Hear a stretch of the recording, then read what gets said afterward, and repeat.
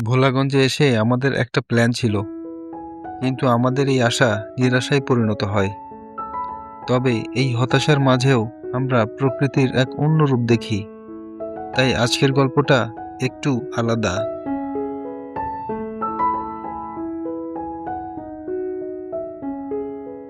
সকাল সকাল আমরা রিক্সা নিয়ে বের হয়ে পড়ি। গতকাল বৃষ্টি ছিল, কিন্তু আজকের ওয়েদারটা একদম পরিষ্কার। সকালের এই রিক্সা জার্নিটা অসাধারণ, খুবই ভালো লাগছে। চলে আসলাম পানসি রেস্টুরেন্টে। এখান থেকেই খেয়ে নিলাম গরম গরম চিকেন খিচুড়ি। রেস্টুরেন্টের সামনে থেকেই ভাড়া করে নিলাম একটা সিএনজি। আজ সারাদিন ভোলাগঞ্জ রুটের স্পটগুলো ঘুরবো। সিএনজি ভাড়া পড়েছে 2200 টাকা। আপনারা চাইলে বাইক অথবা লেগুনাতে যেতে পারেন। আর সবচেয়ে কম খরচে যেতে চাইলে আম্বরখানা থেকে বিআরটিসি বাস পেয়ে যাবেন।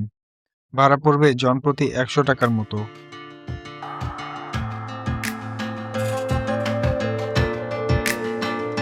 যাওয়ার পথে মালিনীছড়ার চা বাগানে একটু থামলাম।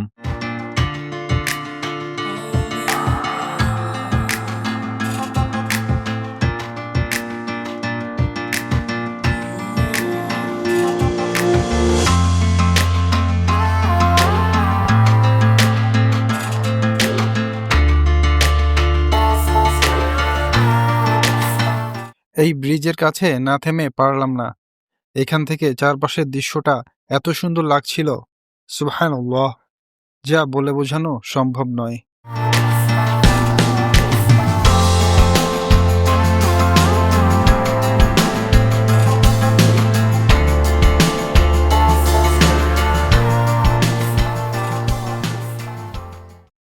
ফাইনালি প্রায় 2 ঘন্টার যাত্রা শেষে আমরা পৌঁছে গেলাম ভোলাগঞ্জে। সিলেট শহর থেকে এর দূরত্ব প্রায় 40 কিলোমিটার।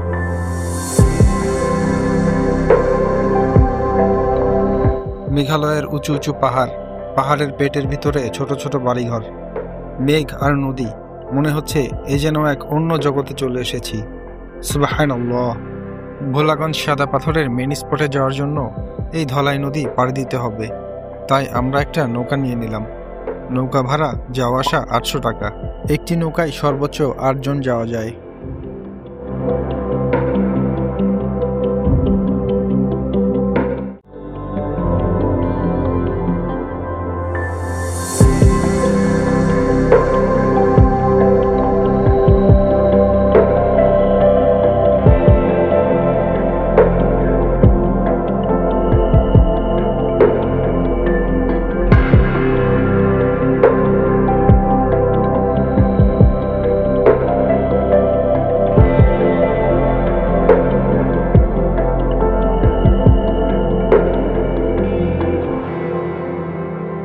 নায়িকাহীন অসহায় নায়কদের সিনেমাটিক শট নিতে নিতে আমরা পৌঁছে গেলাম মূল স্পটের ঘাটে।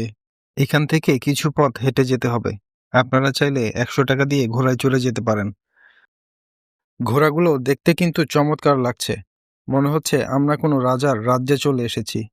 ওই যে রাজা তার খোলা তরবারি নিয়ে যুদ্ধে যাচ্ছে। যাওয়ার পথে দুপাশে অনেক দোকান দেখতে পেলাম। এখানেও ইন্ডিয়ান অনেক পণ্য পাওয়া যায় এবং অনেক খাবারের দোকানও আছে। আজকে কিন্তু অনেক রোদ, আর চারিদিকে ছড়িয়ে থাকা এই সাদা সাদা পাথরগুলো যেন মুক্তোর মতো জ্বলজ্বল করছে। এই পাহাড়গুলো সব ইন্ডিয়ার মেঘালয় রাজ্যের পাহাড়। একটু জুম করে দেখার চেষ্টা করলাম। সবাই পাহাড়ের জন্য আফসোস করছে, কিন্তু আমি আফসোস করব না। কারণ আমরা এখান থেকে পাহাড়ের যে ভিউটা পাচ্ছি, ইন্ডিয়ানরা হয়তো সেই ভিউটা ওখান থেকে পাচ্ছে না। ওই পাহাড়ের ফাঁক দিয়ে পানি বাংলাদেশে প্রবেশ করছে। এই যে সীমান্তের সাইনবোর্ড, এখান থেকে সামনে যাওয়া নিষেধ, কিন্তু অনেকেই এই নিষেধ মানেন না। এটা কিন্তু অনেক রিস্কি।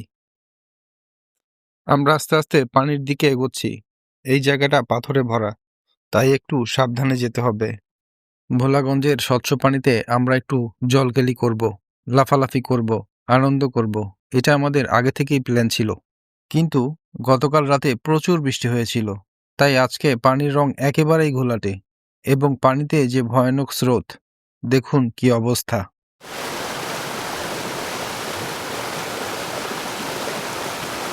এই অবস্থায় আর পানিতে নামা হলো না, তাই আমাদের খুব মন খারাপ হচ্ছিল। আজকের হট ওয়েদারে পানিতে নামতে পারলে সত্যিই ভালো লাগতো। তবে পানির রং হয়তোবা বদলেছে, কিন্তু ভোলাগঞ্জের সৌন্দর্যের রং কিন্তু একটুও বদলায়নি। এখানে প্রচুর পর্যটক নিজেদেরকে প্রকৃতির মাঝে বিলিয়ে দিয়ে যে যার মতো আনন্দ উল্লাসে মেতে উঠেছে।